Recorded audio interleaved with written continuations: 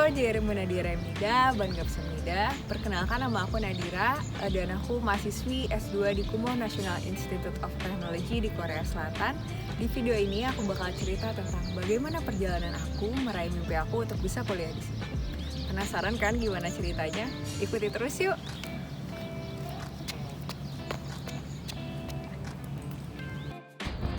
Sejak aku kecil, ayah selalu mendorong anak-anaknya untuk bisa sekolah ke luar negeri. Dan pada saat aku kelas 3 SMA, aku mendapat suatu kesempatan untuk mengikuti program pertukaran pelajar ke Rusia selama 1 tahun.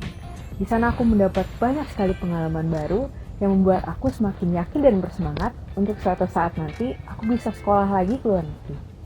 Aku pun mulai mempersiapkan diri, mulai dari meningkatkan kemampuan berbahasa Inggris, menulis esai, dan mencari info-info yang aku butuhkan. Namun tidak ada yang memprediksi bahwa pada tahun 2020, saat aku baru saja lulus S1, pandemi corona datang dan itu menyebabkan hampir semua beasiswa, baik yang di dalam maupun di luar negeri, ditutup. Tentu saja saat itu aku merasa sedih, namun ya mungkin memang jalannya dari Tuhan, saat itu aku belum bisa melanjutkan sekolah. Nah, tiba-tiba ada info dari dosenku, namanya Bu Yunen, yang memberitahukan bahwa ada program S2 di Korea Selatan dari LabWens yang sedang dibuka.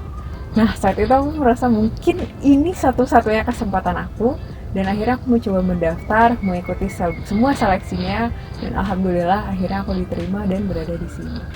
Selain berkuliah S2, di sini tugasku juga adalah sebagai full-time researcher di WENS atau Wireless and Emerging Network System Laboratory. WENS sendiri adalah lab di KIT yang saat ini fokus untuk riset pada bidang wireless communication untuk beyond 5G dan 6G, UAV, drone, robot operating system, dan artificial intelligence. Aku sendiri mengambil bidang wireless communication, dan tugasku adalah terus belajar hal baru karena teknologi terus berkembang. Selain itu, aku juga mempresentasikan apa yang telah aku pelajari kepada profesor dan teman-teman di lab. Setelah itu, aku mencoba mempublikasikan hasil penelitianku lewat paper, jurnal, atau conference. Jadi sebagai seorang mahasiswi Indonesia yang kuliah di Korea, tentu aja ada beberapa hal yang menjadi struggle aku di sini. Yang pertama itu masalah bahasa. Pasti dong, gak semua orang Korea bisa berbahasa Inggris ataupun Indonesia kan. Nah, jadi aku tetap harus belajar bahasa Korea di sini. Nah, yang kedua itu adalah masalah makanan. Karena sebagai seorang Muslim, di sini tentu aja nggak semudah di Indonesia untuk menemukan makanan halal. Struggle atau challenge yang kedua adalah soal makanan, terutama karena aku sendiri adalah sebagai seorang muslimah, jadi mencari makanan halal itu tentu saja tidak semudah mencari makanan halal di Indonesia kan.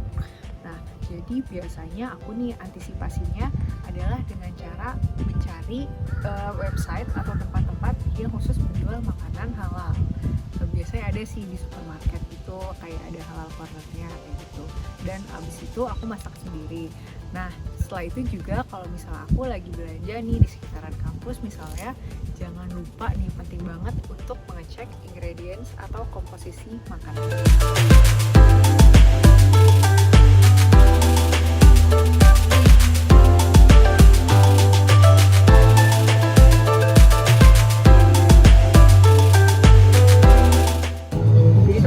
Kalau misalnya di Korea mau beli sesuatu itu biasanya untuk muslim ya terutama, kita itu cek dulu komposisinya. Misalnya kita cek ada pork apa enggak, bahasa Korea itu 2 gogi gitu. Jadi kalau nggak ada, jadi aman.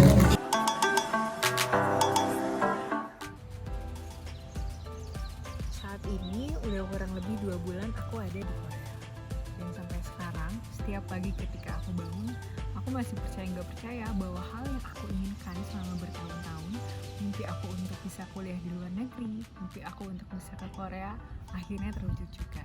Jadi untuk teman-teman dimanapun kalian berada yang masih memperjuangkan mimpinya, jangan pernah berhenti semangat, karena nggak ada hal yang nggak mungkin selama kita berusaha dan berdoa.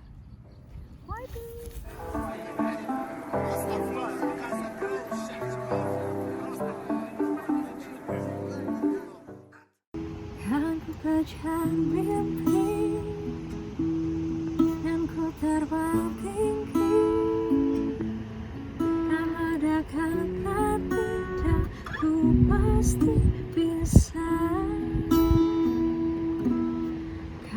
coba lagi ditemani pagi. Suka duka kuliah di negeri orang lain membuatku lebih mengenal diriku lagi dan belajar untuk menjadi lebih mandiri.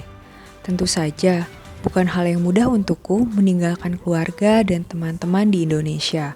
Tapi, aku selalu meyakinkan diriku bahwa apa yang kujalani saat ini adalah suatu anugerah dari Tuhan. Dan aku berharap apa yang aku dapatkan dari sini kelak akan bermanfaat untuk bangsaku, bahkan dunia.